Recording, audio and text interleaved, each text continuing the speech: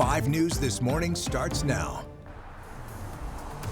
A suspect is dead after exchanging gunfire with police here in Fayetteville. We'll have the latest details coming up. And over the next 7 days, it's going to be dry and a lot warmer, especially in the middle of the week. We'll talk more about this warm up and when the 90s will return coming up. And President Trump could decide on a plan this week to send National Guard troops to Chicago, while some Illinois Democrats are responding. But first, a live look outside in Springdale here at 6:30. Good morning. Thanks so much for waking up with us. Did you know today is Employee/Boss Exchange National Day? Really? So that means you could go to work and say, hey, this is the day, boss. So let's trade jobs, trade jobs. And that way you got to get to see their perspective. They get to see yours. I think that their perspective would stress me out. So You thanks think to our so? boss. You going to ask God if you can switch places just for the day? So I did it with my former chief back in Iowa. Shout out Mark Schnackenberg. I don't know if I'm going to do that here. I don't know if I have the reins necessary for that. Also, it would be a good day to watch Trading Places with Eddie Murphy and Dan Aykroyd. Ah, there you go. Fantastic movie. Anyway, right now we are seeing a little bit of that thin cloud cover out there, but you're seeing that orange on the horizon. We're seeing that sun that's going to rise in the next 25 minutes here, and we're going to see plenty of sunshine behind it as much as that cloud cover is moving off to the south and to the east. Before that sun rises, though, temperatures on the cooler side. We're in the low to mid 50s pretty much throughout, a couple upper 50s there in the Fort Smith area, but again, for this time of year, usually we should be about 60 to 66, so we're about 5 to 10 degrees above that across the region. So if you're headed off to the bus stop still or headed off to work, we're seeing those temperatures in the 50s with mostly sunny skies. By recess or lunchtime, we'll be in the 70s with plenty of that sun. A few clouds will build in during the afternoon, but temperatures will be in the low 80s and feeling very nice, especially for this time of year with those dew points a lot lower. Now, things are going to change for us as we go into the latter half of the week. We're going to see those highs returning to the 90s by Thursday.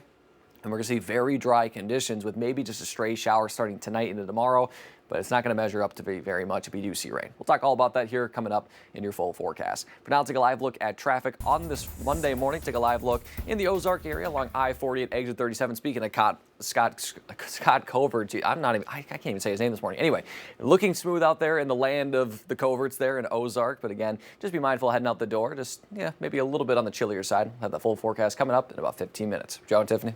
Thank you, Danny. Well, a suspect was killed during an exchange of gunfire with police in Fayetteville Sunday afternoon. 5 News reporter Jacob Luthi joins us live from the scene with the latest developments. Good morning, Jacob.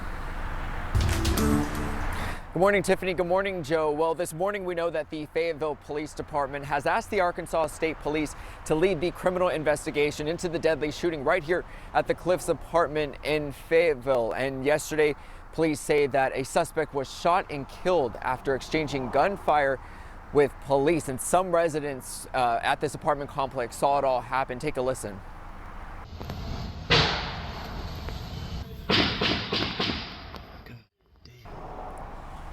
Well, that was the scene here in East Fayetteville on Sunday. Police say that they responded just before noon to the apartment complex in East Fayetteville to a call of a reported shooting. Officers arrived on the scene.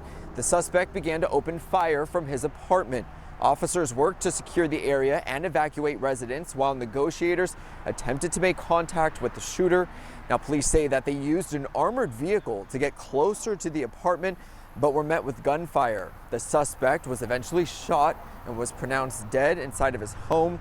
Police say a top priority was ensuring the safety of the residents. Upon locating the apartment that it may have been from, officers received fire.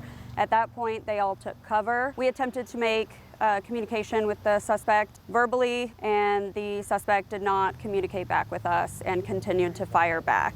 We heard a couple shots, and then we heard, it sounded like a smaller caliber gun, and then we heard a different gun. It's one thing to hear about it on the news and another for it to happen in your front yard almost.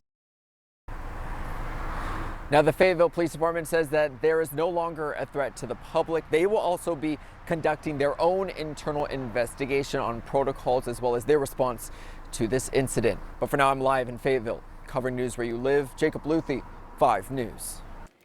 Thanks for that, Jacob. Well, today, Stacey Lee Drake, the man accused of a double homicide in Sequoia County, is set to have a status hearing. Drake was arrested in June last year after a multi-day manhunt. He was charged with the deaths of Tara Underwood and Taylor Sharp. In August last year, a third murder charge was brought against Drake for a death in Canadian County, Oklahoma. He was also linked to a fourth killing in Alabama. Drake pleaded not guilty to 3 counts of first-degree murder, and court records showed that prosecutors are seeking the death penalty. Today's hearing is set to start at 1:30. A Fayetteville man often seen performing on Dixon Street in Fayetteville with his bagpipes has been charged with rape. Devin Tope was arrested on Friday. He's being held at the Washington County Jail on a $25,000 bond. His first court appearance is scheduled for this morning. We'll bring you any updates from the case right here on 5 News. And an investigation is underway after a Rogers Public School admin building was damaged in a fire over the weekend. RPS Superintendent Jeff Perry told 5 News that the fire began around 10 Saturday morning in an office on the west side of the building. The admin building was unoccupied at the time and no injuries were reported. The cause of the fire is unknown and is being investigated. District leadership will be relocated to an adjacent building for the time being, and admin support staff will work from home. Well, this week marks a month since President Trump deployed the Washington, D.C. National Guard. Now he's threatening to send in National Guard troops to Chicago, citing violent crime and illegal immigration. The president says he expects to decide on a course of action for the city today or tomorrow. The White House says it's been moving immigration enforcement personnel into Chicago. Advocates report immigrant detentions there over the weekend. A man who's been selling flowers on this corner for months and months and months was picked up. White House officials say how Chicago residents respond to immigration raids could determine whether Trump sends in troops. But Illinois Democrats say that a National Guard deployment wouldn't help with crime. Instead, several suggest federal partnerships to reduce gun violence and hire more police officers. Meanwhile, dozens of people continue protesting days after the ICE raids at the Hyundai mega site in Georgia. 475 workers were detained Thursday as part of the Trump administration's plan to crack down on illegal immigration. One of those chanting their opposition to the arrests is Kim, who's part of the Act Now, Stop War and End Racism group. 300 of these workers are suspected to be Koreans, and as a Korean, I cannot let that happen, not just because I am Korean, but because as a worker, I feel a connection to them. The Hyundai Motor Group responded saying that they are committed to full compliance with all laws and regulations in every market they operate.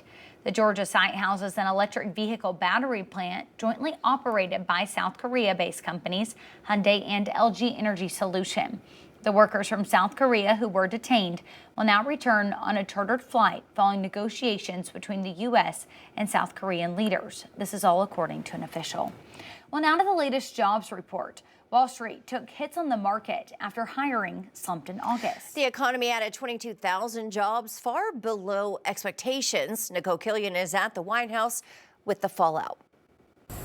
President Trump hit the golf course on a steamy September Saturday as the August jobs report showed signs of the economy cooling down. We're going to have tremendous job growth. 22,000 jobs were added last month, while unemployment ticked up to 4.3%, the highest level in 4 years. And revisions to the June numbers showed a reduction of 13,000 jobs, the first monthly loss since the pandemic in 2020. They'll say you're losing jobs, and then they'll say, by the way, we have a correction a month later. This month's report is the first since the president fired the Bureau of Labor Statistics commissioner. On Friday, the president appeared to heap blame on the Federal Reserve chair.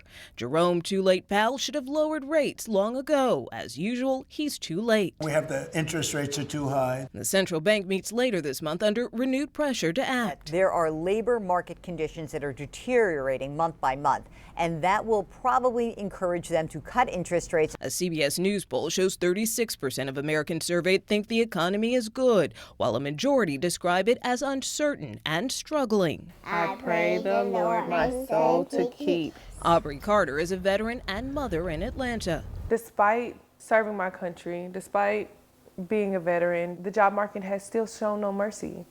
Some analysts think the president's tariff and immigration policies could also be weighing on the labor market, but the administration argues its pro-growth agenda is helping to turn the economy around. Nicole Killian, CBS News, the White House.